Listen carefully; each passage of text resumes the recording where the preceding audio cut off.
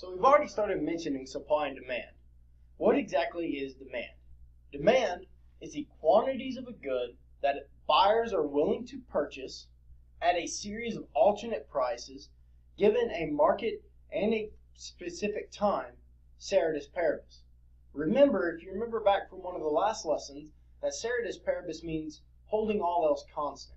So what this means is the demand is a relationship between prices and quantities, and it's showing how much are buyers going to be willing to buy at a series of alternate prices, given this particular market, given this particular time, and allowing nothing else to happen, allowing no external force to come in there and affect this particular demand relationship, meaning everything else in the world is going to stay relatively constant.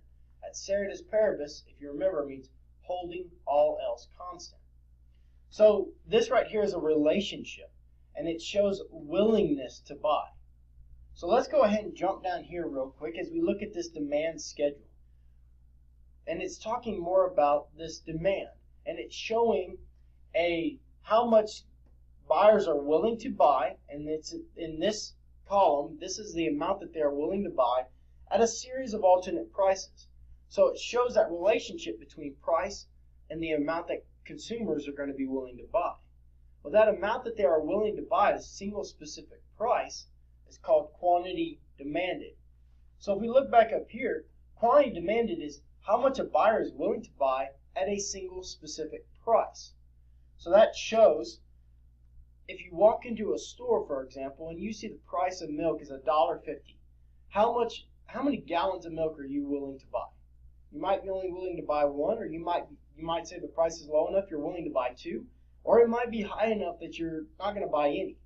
But it says quantity demanded is how much are you going to buy at a single specific price.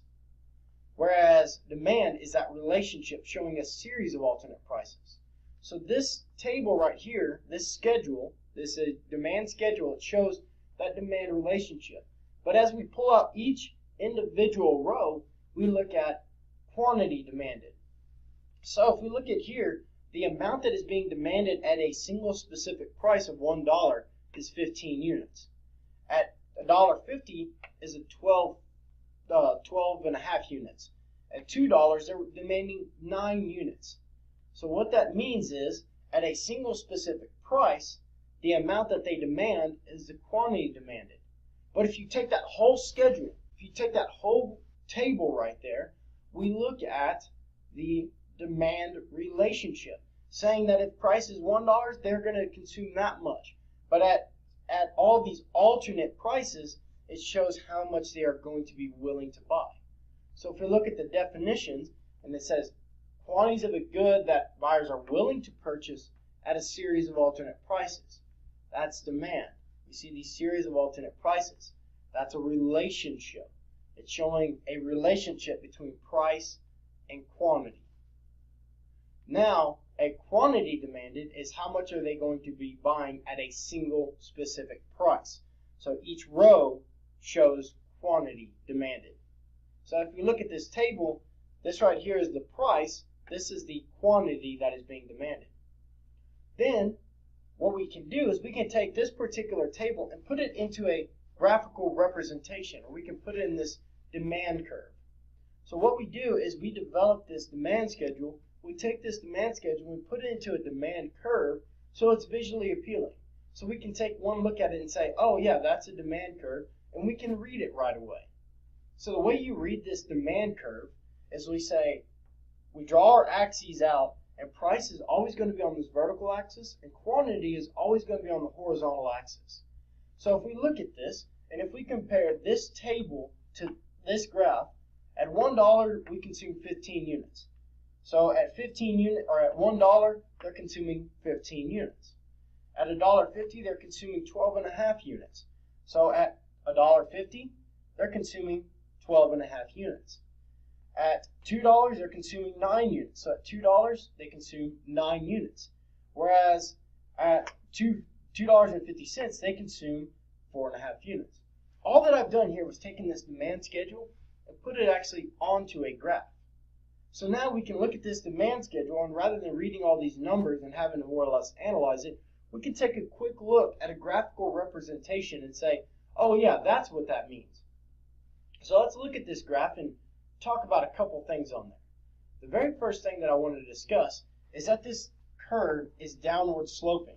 It has this downward sloping effect.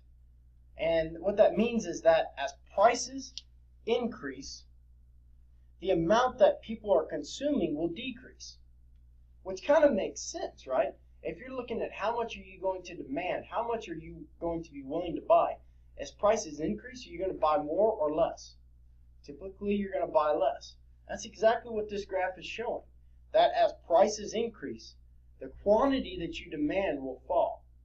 And that's also shown in this graph right here. As prices increase, the amount that people are consuming, or the quantity demanded, will actually fall. So whenever we talk about demand, one thing that we must always remember is that as prices increase, the quantity that is going to be demanded will decrease.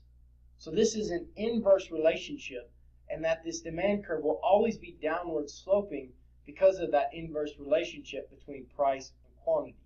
And what I mean by inverse relationship is basically that as one rises, the other one falls. So as price rises, quantity falls. Or on the other hand, as price falls, quantity is going to rise. And quantity is, in this sense, is just the amount that people are going to be willing to purchase.